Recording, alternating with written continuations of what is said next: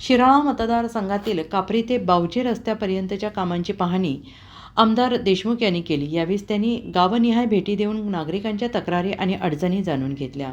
आमदार देशमुख यांनी म्हटले की केंद्र आणि राज्य सरकारच्या माध्यमातून 30 किलोमीटरचा हा मार्ग आहे। 134 कोटी रुपये या रस्त्यासाठी अपेक्षित खर्च आहे।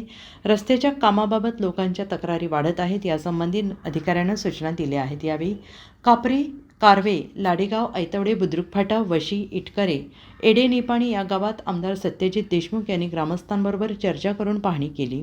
निकृष्ट झालेली कामे नव्यानं करण्याचे आदेश आमदार देशमुख यांनी अधिकाऱ्यांना दिले।